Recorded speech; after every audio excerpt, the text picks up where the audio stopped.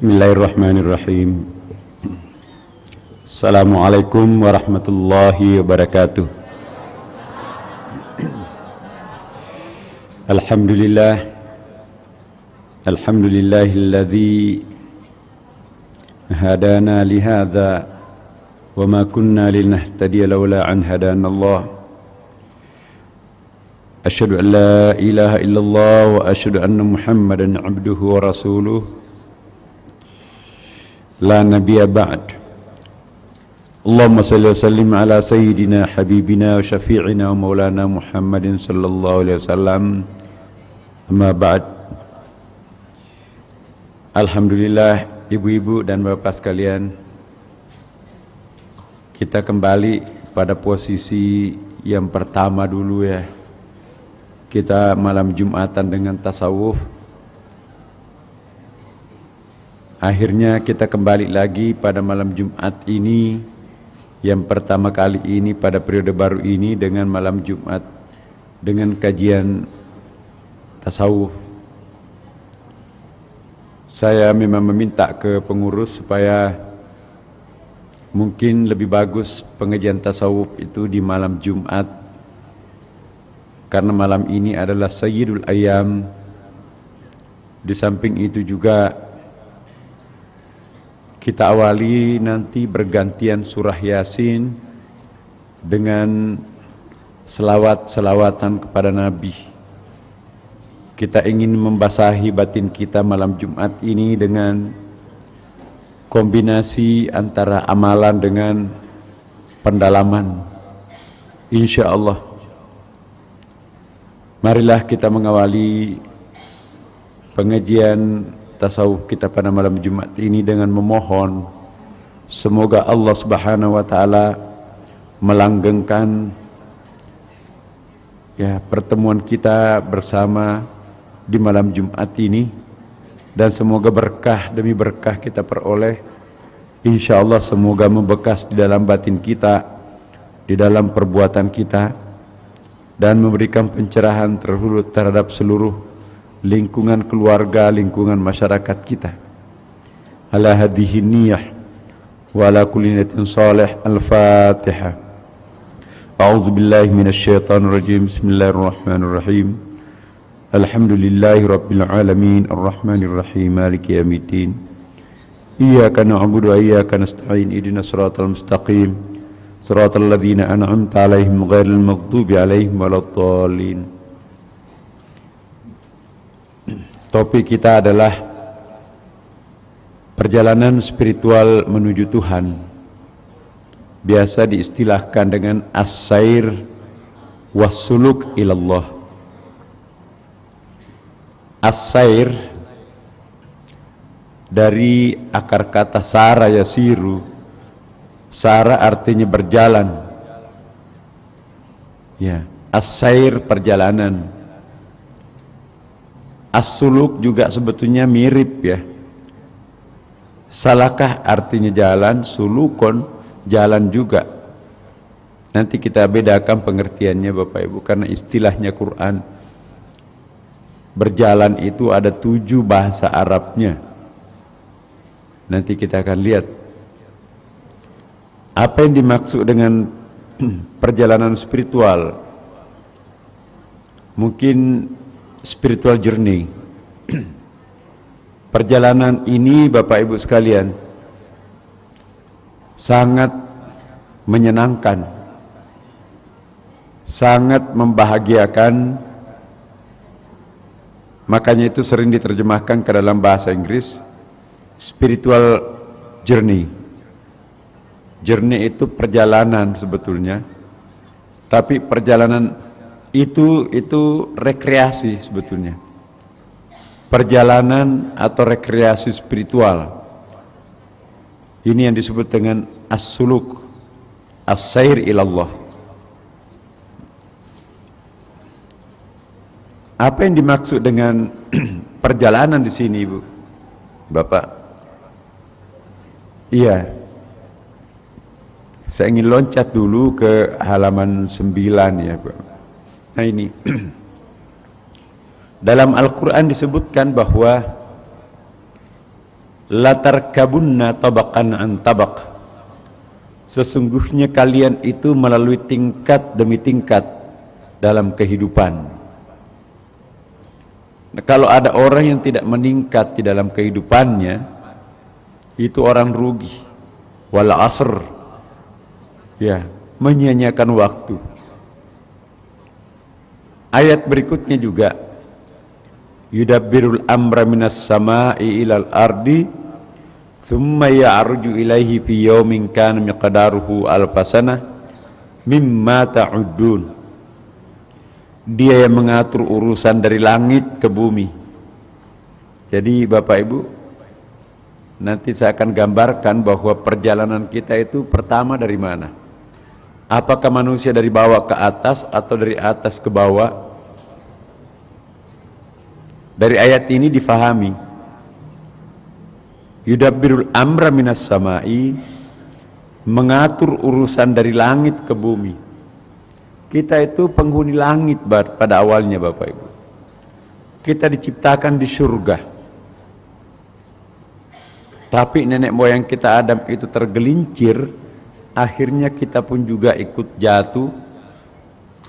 Maka itu perjalanan dari atas ke bawah. Itu namanya tanazul, turun ke bawah.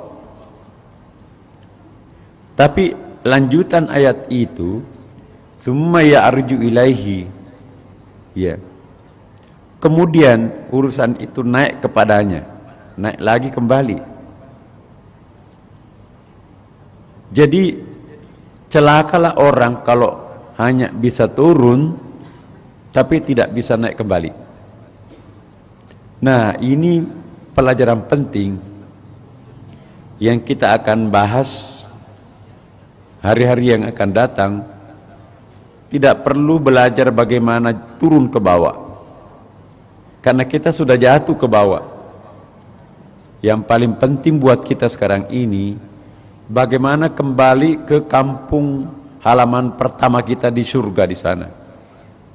Inilah yang disebut dengan summa ya'ruju ilaihi fi yaumin kana miqdaruhu alfa sanati mimma ta'udun.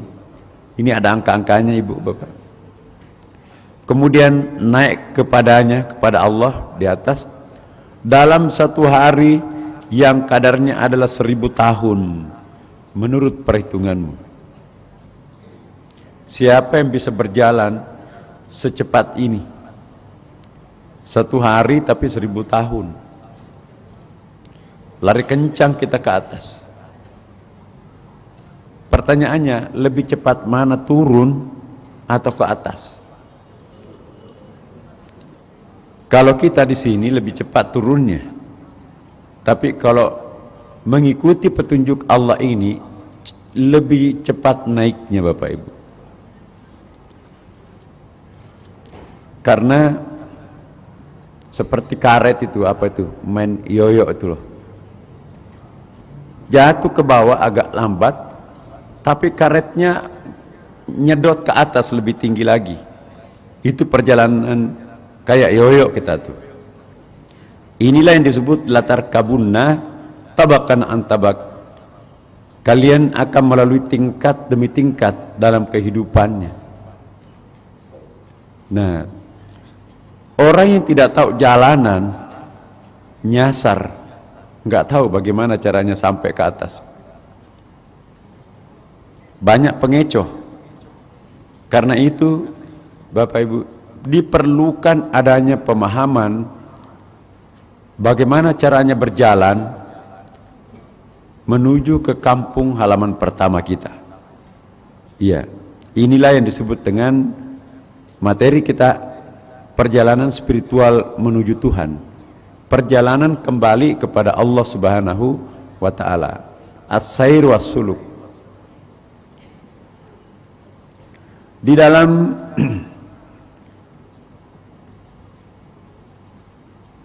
bait-baitnya yang pernah kita bahas, saya ingin mengingatkan kembali. Ibnu Athaillah pernah mengingatkan,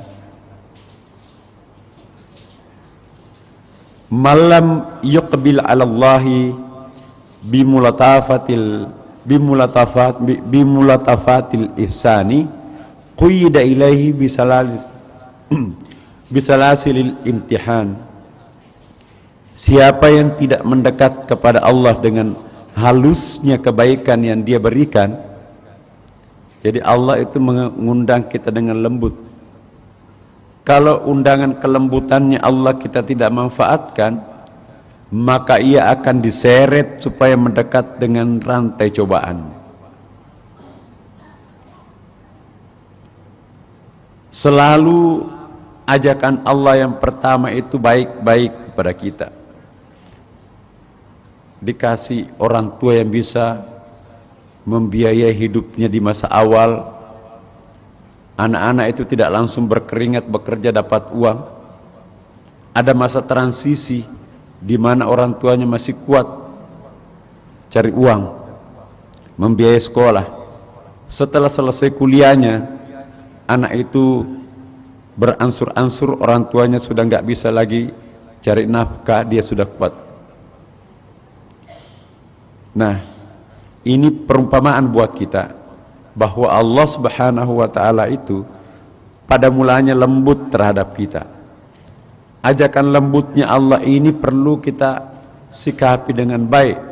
Jika kita diundang dengan kelembutan, tidak mau dekat kepadanya, maka biasanya Allah menurunkan musibah kepada yang bersangkutan agar dia kembali kepadanya. Pertanyaan kita, mana yang kita pilih? Apakah kita akan diundang dengan lembutnya Allah atau dengan musibahnya Allah?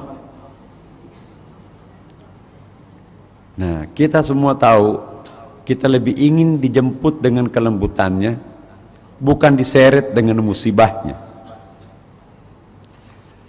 Apa yang kita harus lakukan dengan demikian, Bapak Ibu? Di sini, malam yashkur ni'mah faqad ta'arrada li zawaliha wa man syakaraha faqad qayyadaha bi yaqaliha. Siapa yang tidak mensyukuri nikmat, berarti ia membuat jalan bagi hilangnya nikmat itu. Dan siapa yang mensyukurinya, maka berarti ia telah secara kuat mengikat nikmat tersebut. Jadi kena dengan apa yang disampaikan tadi. Kalau kebaikan Allah itu kita sikapi dengan syukur, maka kebaikan selanjutnya akan berlanjut. Tapi kalau kebaikan Allah yang berarti undangannya Allah untuk naik ke atas itu kita tidak manfaatkan, maka itu berarti kita membuat jalan bagi hilangnya kenikmatan itu. Mana yang kita pilih? Keabadian nikmat atau kehilangan nikmat? Tentu keabadian nikmat. Ya, mari kita mendengarkan suara azan dulu Bapak Ibu sekalian. Nanti insya Allah kita lanjutkan. Baik Bapak Ibu sekalian. Jadi setiap hari kita berjalan, seiring perjalanan umur kita itu, maka kita sebetulnya berjalan. Walaupun kita duduk di Masjid Sunda Kelapa ini, tapi tetap kita berjalan ke atas. Asal kita berniat untuk melakukan satu perbuatan, maka pada hakikatnya kita naik. Dari tadi ibu meninggalkan rumah menuju ke masjid, itu kan horizontal, fisiknya horizontal, tapi spiritualnya naik ke atas, vertikal. Ibu dari mana? Dari Bekasi, datar tuh, badannya datar, perjalanan mendatar, tapi spiritual kita naik ke atas. Tapi sebaliknya kalau ibu bapak berniat untuk ke tempat maksiat, badannya datar, spiritualnya turun kembali ke bawah. Makanya itu kita harus hitung-hitungan perjalanan setiap hari kita, lebih banyak mana naik ke atas atau turun ke bawah. Inilah pentingnya niat, Ibu. Innamal a'malu binniyati. Apapun yang kita akan lakukan, niat lillahi ta'ala. Begitu selesai berniat, maka perjalanan naik ke atas. Itu dia. Nah, sekarang kita melihat perjalanan kita.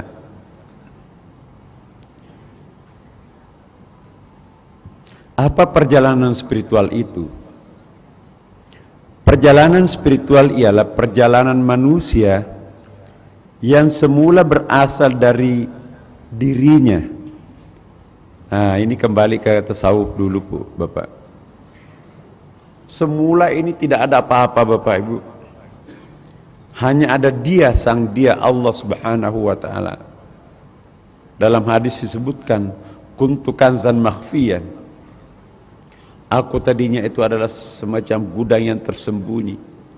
Lalu aku ingin melihat diriku sendiri, maka aku memanifestasikan diriku ke dalam sisi lain yang disebut dengan wahidiyah. Dari ahadiyah menjadi wahidiyah. Ini gambarnya. Yang pertama itu sang Dia yang tanpa ada yang mengenalnya. Lalu Allah ingin melihat dirinya, menyaksikan keberadaannya. Lalu Dia memanifestasikan dirinya dalam bentuk nama. Ya, jadi kertas kosong terus dicoret di sampingnya, oh ini ada namanya. Itulah yang disebut dengan wahidiyah. Ada nama-namanya 99 nama, ada sifat. Tapi tetap satu kertas ini ahadiyahnya, ini yang ada tulisannya disebut wahidiyah. Dari yang tadinya blame, yang kosong, hampa, tidak ketahuan, menjadi ada identitasnya, ada entitasnya. Dari situlah perjalanan kita. Dari ahadiyah, lihat panahnya, Bu, menjadi wahidiyah. Ahadiyah dan wahidiyah, nomor 1 dan nomor 2 masih tetap satu, masih Dia juga.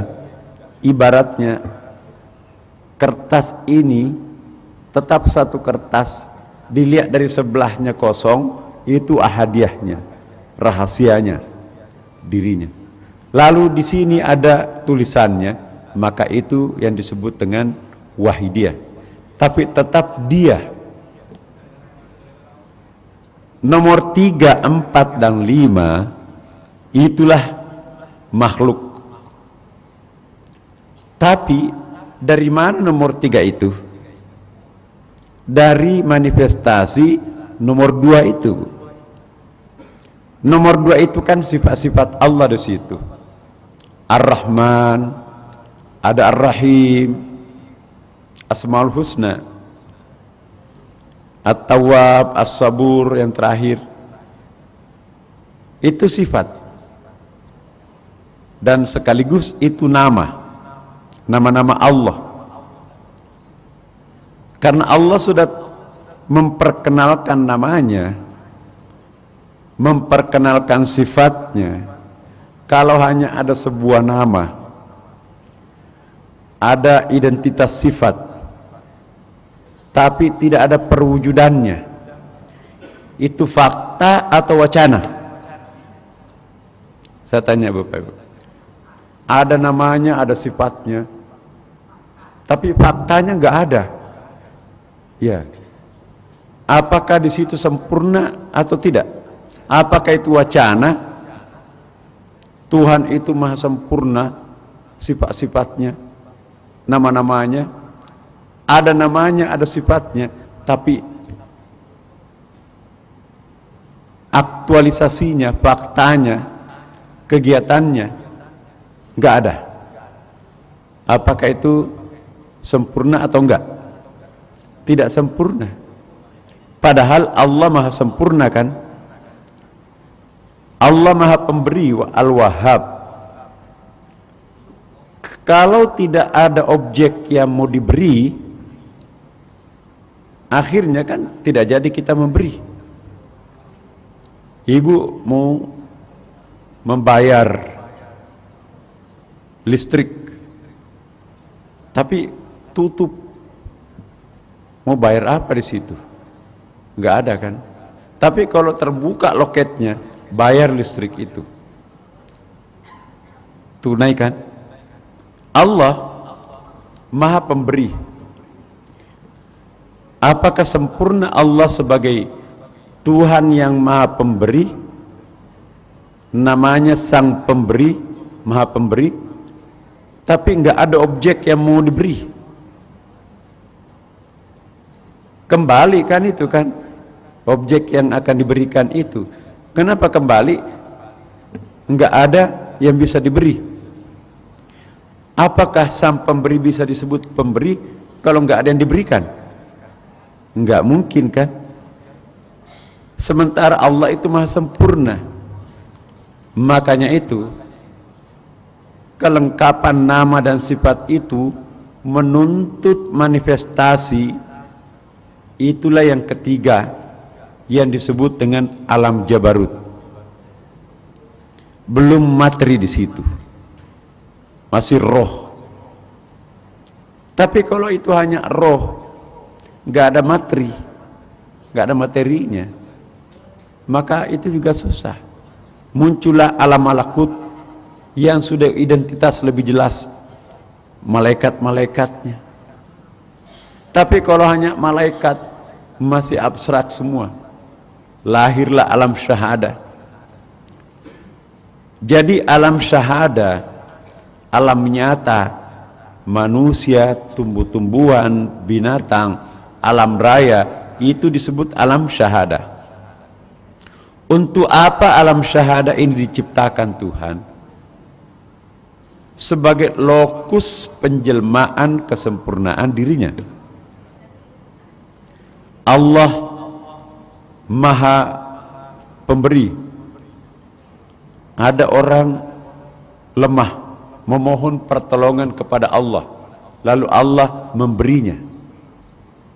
Jadi ada sang pemberi, ada objek yang diberi, dan terjadi pemberian itu.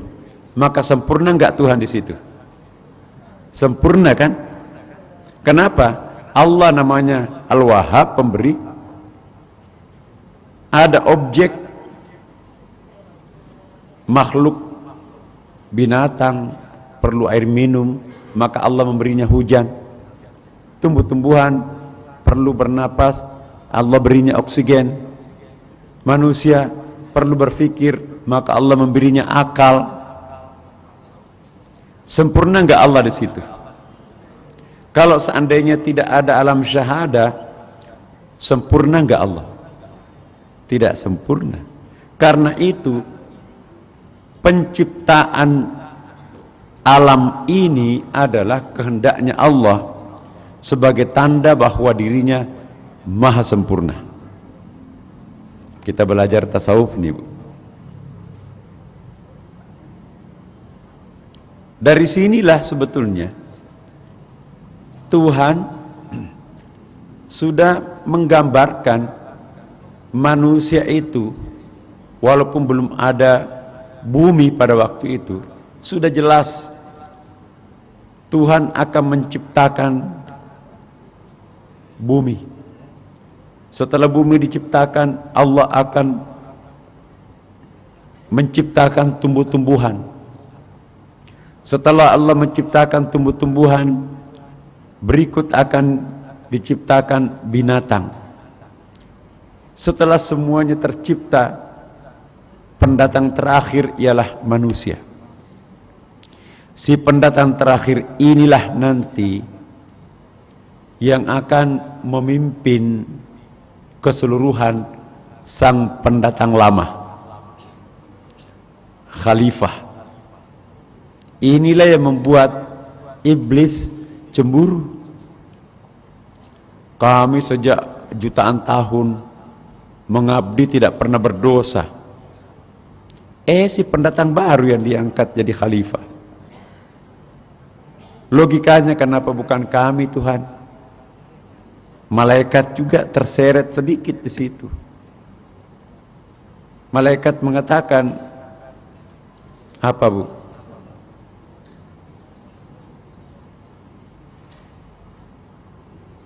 Nih,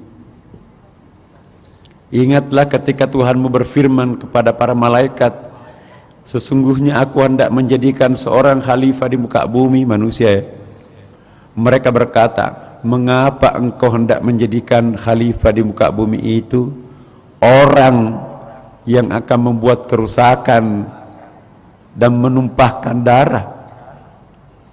Padahal, kata malaikat ini, kami senantiasa bertasbih dengan memuji engkau dan menyucikan dirimu. Jadi dia tepuk dada malaikat itu. Aku kan ahli ibadah terhadapmu. Rupanya Allah tidak senang orang yang suka menepuk dada berbuat baik. Tuhan tidak senang. Apa jawaban Tuhan? Inni a'lamu ma la ta'lamun. Sesungguhnya aku mengetahui apa yang tidak kalian ketahui. Kaget malaikat, disanggah oleh Allah. Nanti Allah mendemonstrasikan ayat berikutnya ini, Bapak Ibu coba baca, ini ayat 31 dan seterusnya. Allah meminta Adam mendemonstrasikan kehebatannya. Ternyata setelah Allah menyebutkan nama-nama semuanya, wa 'allama Adama al-asma'a kullaha, sementara malaikat tidak bisa, apalagi iblis. Barulah mereka itu menyesal, barulah malaikat itu sujud terhadap Adam. Alangkah hebatnya si pendatang baru ini ya Allah. Sujud, wasjudu li Adama fasajadu illa iblis. Itu dia.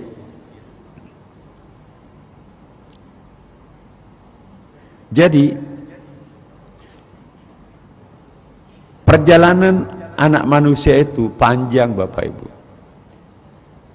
Turun menjadi wahidiyah, nama dan sifat di situ. Untuk terwujudnya sifat, manifestasi sifat tadi itu, tentu Tuhan perlu lokus pengejawentahan. Tentu bukan hanya spiritualnya, rohnya, ada jasadnya. Sempurnalah alam syahada di situ. Lalu perjalanan panah tadi itu dari atas ke bawah itu disebut dengan tanazul. Panah itu nanti akan berbalik. Nomor 6 enggak ada lagi, Bapak. Itu kulit luarnya itu bundaran itu. Setelah mentok ke bawah, naik ke atas. Lewat mana jalur yang pertama? Lewat ke alam malakut, lewat nanti ke roh, lewat ke wahidiyah. Makanya itu bismillahirrahmanirrahim. Saya pernah jelaskan kan, Bu? Kita tidak mengatakan Billahirrahmanirrahim dengan Allah yang Maha Pengasih, tapi harus melewati asma. Ya, asma itu di nomor 2. Enggak bisa nomor 5 loncat ke nomor 1, Bu. Mau jalan pintas, jalan tol enggak bisa.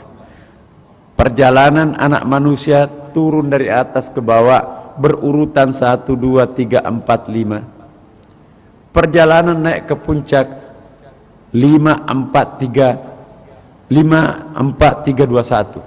Ini rumus perjalanan hidup kita. Dan ini yang kita akan bahas. Bagaimana naik ke atas. Tidak perlu dijelaskan bagaimana turun ke bawah, karena kita sudah di bawah sekarang ini. Urutan kelima sekarang kita ini mau naik ke atas. Bagaimana alam syahada ini bisa naik ke atas? Ini yang kita bahas.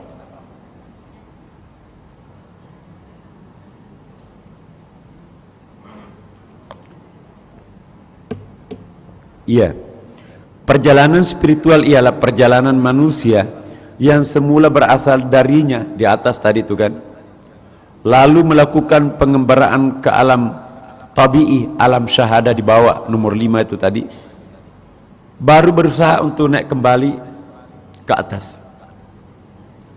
Perjalanan dari Tuhan atau al-haq menjadi makhluk al-khalq disebut tanazul. Panah yang ke bawah tanazul, dari kata nazala turun, ya kan. Perjalanan dari al-khalq, dari hamba menuju kepada al-haq Allah, itu disebut tarakki, pendakian atau as-su'ud, ya, memanjat. Jadi perjalanan tanazul dan tarakki. Alangkah ruginya kita menjadi manusia kalau setiap hari turun dan nggak pernah naik. Alhamdulillah malam Jumat ini mungkin kita melewati berapa itu, berapa ribu kilometer ke atas. Niat kita lillahi ta'ala, di masjid ini kita ngaji, begadang lillahi ta'ala, naik kita ke atas.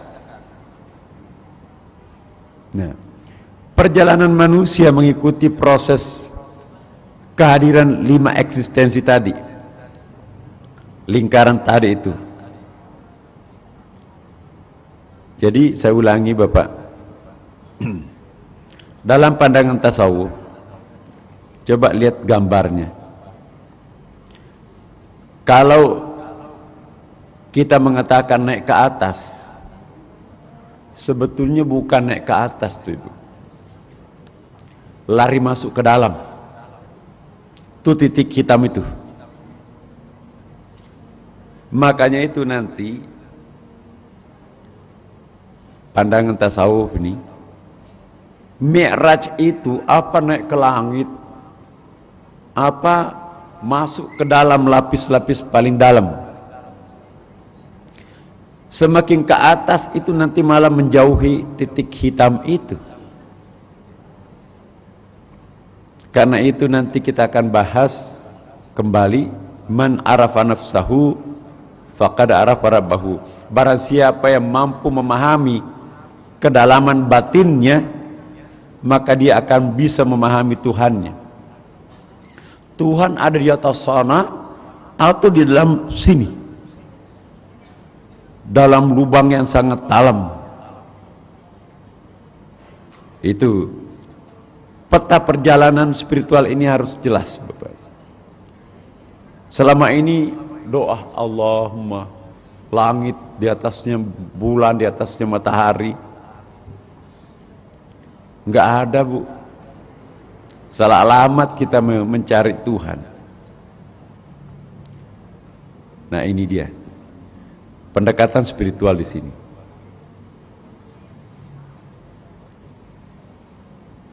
Ini yang disebut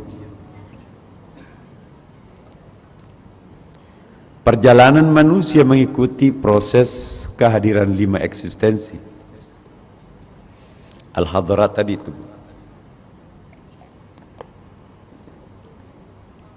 Yakni ahadiyah, wahidiyah, alam jabarut, alam malakut, alam syahadah. Nanti naik, kalau kita mau naik ke atas atau masuk ke lingkaran dalam melalui malaikat. Jadi manusia itu nanti kalau membersihkan diri sebersih-bersihnya, meningkat menjadi malaikat. Jadi alam malaikat pun dilewati nantinya, masuk ke Jabarut. Ini mappingnya, petanya. Dari alam atas ke alam bawah, nanti ada penjelasannya. Minal alamil ulya ila alamis sufla. Dari wujud batin ke wujud zahir. Ciri-cirinya alam bawah, Bapak Ibu. Alam syahada ini disebut dengan alam bawah, sufla. Kenapa bawah? Jauh dari Tuhan.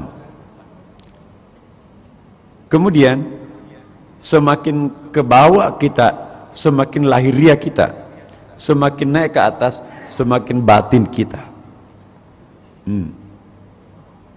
Semakin turun ke bawah, maka semakin jari-jari tangan ini, Bu, pecah satu sama lain. Semakin naik ke atas, semakin satu di atas. Ya. Terinci kalau kita ke bawah. Makanya itu Bapak Ibu, kalau kita lari turun ke bawah, terlalu banyak beban. 1, 2, 3, 4. Semakin tinggi perjalanan kita, semakin kurang beban. Di bawah 5 beban, naik ke atas tinggal 3 beban, naik ke atas 1 beban. Jika ingin kehilangan bebannya, naiklah ke atas. Manusia bumi adalah manusia yang suka memperhadap-hadapkan dirinya dengan orang lain. Manusia bumi ialah manusia yang suka menekankan aspek perbedaan ketimbang persamaan. Manusia bumi ialah orang yang sukanya tampil beda. Manusia bumi ialah selalu ingin lain daripada yang lain. Justru orang yang seperti ini akan bertengger beban-beban yang berat. Terlalu banyak kotaknya. Orang yang ke bawah itu kotak-kotak kepalanya banyak. Dia ingin sarjana, dia ingin konglomerat, dia juga ingin bangsawan, dia ingin punya banyak anak, dia ingin punya rumah, dia ingin menjadi anggota DPR, dia ingin menjadi punya pengaruh besar, dia juga ingin jadi ustadz barangkali. Kotak-kotak di kepalanya terlalu banyak. Kalau ada kotak yang kosong, bertambah beban. Kalau semua kotak-kotaknya kosong, maka itu akan membebani dirinya. Manusia langit tidak ingin menambah kotak. Cukup 1 kotak, nggak perlu pusing mengisi kotak-kotak yang banyak. Semakin dekat kita dengan Allah, semakin kurang beban kehidupan. Coba Bapak Ibu, kalau ibu sujud menumpahkan segalanya, seperti kota itu hancur, yang ada hanya Allah. Salat itu menghancurkan kotak-kotak. Kenapa? Inna salati wa nusuki wa mahyaya wa mamati lillahi rabbil alamin. Bukan mengisi kotak-kotak itu. Semakin banyak kotak-kotak yang tidak terisi, maka semakin besar kekecewaan yang dialami yang bersangkutan.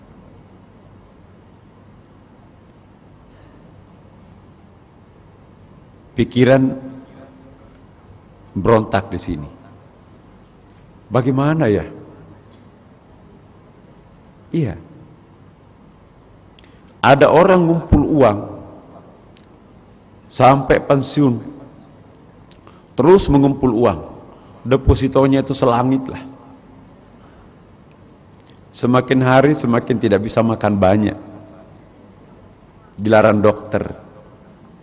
Semakin hari semakin gak bisa kemana-mana, lumpuh. Apakah masih ada artinya uang di situ? Mau berobat ke Singapura, dokternya sama.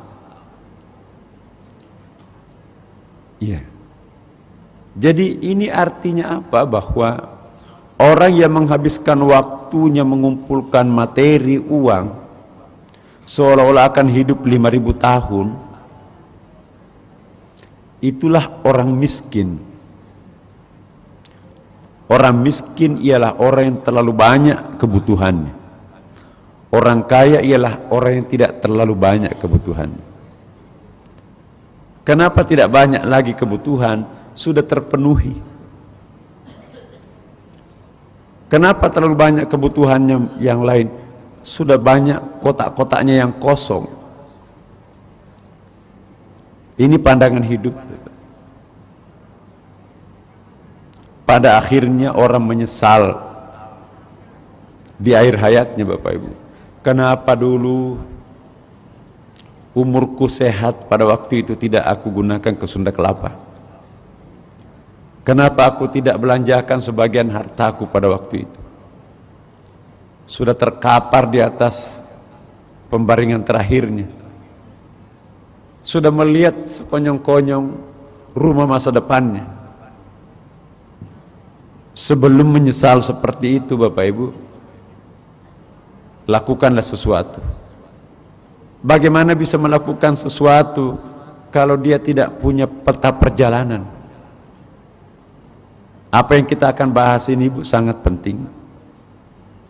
Ada as-sair namanya, peta perjalanan spiritual kita.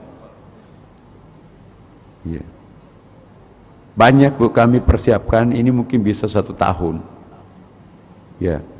Insya Allah kalau mapping perjalanan ini bisa kita ikuti, kita akan berjumpa dengan materi-materi yang pernah kita bahas. Subhanallah,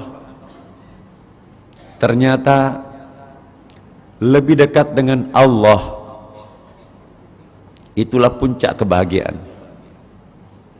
Subhanallah, semakin jauh kita dengan Allah, maka semakin kering kehidupan ini. Pertanyaannya, bagaimana mendekati Allah? Allah itu memang dekat. Aqrabu ilaihi min hablil warid. Tapi dia terselimuti hatinya dengan kegelapan. Jadi bukan Allah yang tersembunyi. Tidak mungkin ada kelambu yang bisa menutupi Allah. Allahu Akbar, kan? Sesungguhnya yang tertutup itu bukan Allah, tapi kalbunya, nuraninya yang tertutup. Siapa yang tahu jalan, maka dia akan terang kembali. Jadi di sini ketemu 2 jalan, Bapak Ibu. Ada yang disebut dengan ma'rifah, pengenalan, dan ada yang disebut dengan amalan. Amalan tanpa ma'rifah kayak pendaki gunung tanpa peta, menelusuri gua tanpa peta, nyasar, nggak bisa kembali. Gitu dia. Tapi untuk apa ma'rifah tanpa amalan? Lengkap mappingnya, tapi nggak pernah punya tenaga. Jadi jika ingin dekat dengan Allah, ada 2 kekuatan yang harus kita miliki. Mapping, peta jalan. Yang kedua, energi untuk berjalan. Ada mapping tanpa energi, nggak ada gunanya. Ada energi tanpa mapping, nyasar. Itulah tasawuf, mengajak kita untuk menghimpun 2 kekuatan ini, menyatu menjadi satu kesatuan. Ada mappingnya, ada mujahadahnya. Insya Allah, kalau kita sudah menemukan jalan kehidupan seperti ini, yang lainnya gampang, Bapak Ibu. Sebesar apapun tantangan yang kita hadapi akan jadi ringan. Kenapa? Kita bersama Allah.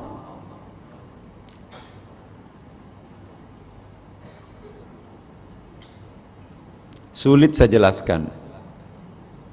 Sebetulnya bagi Bapak Ibu yang pintar main komputer tuh ya, jaraknya itu sudah sangat dekat. Tapi sistem itu yang menghalangi kita untuk menemukannya. Contoh di komputer tuh, kalau kita nggak kenal komputer IT, sebetulnya gampang, tinggal satu kali klik itu dapat bahan yang dicari.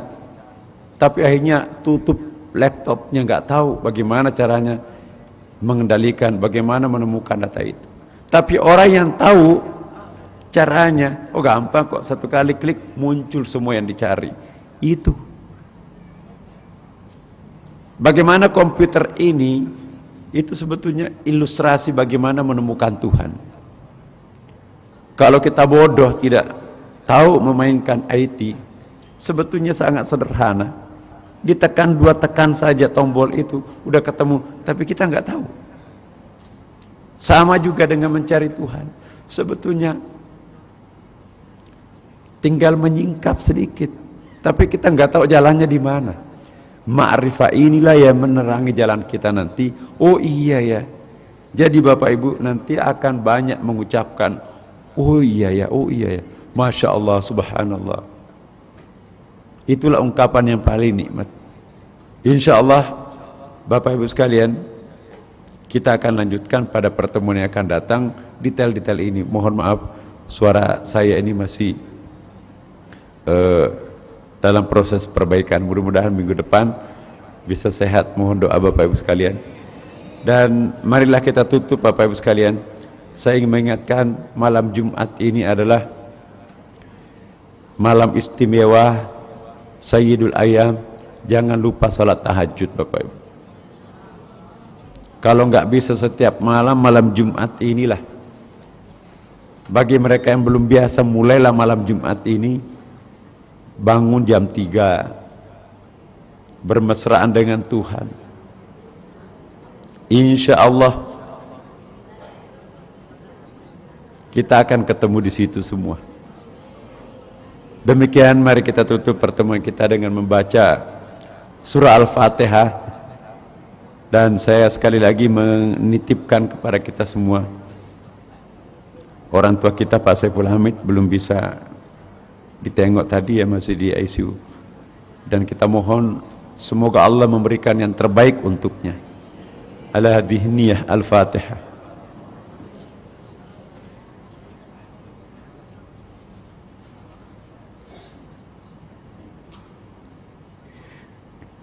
Demikian Bapak Ibu sekalian, wassalamualaikum warahmatullahi wabarakatuh.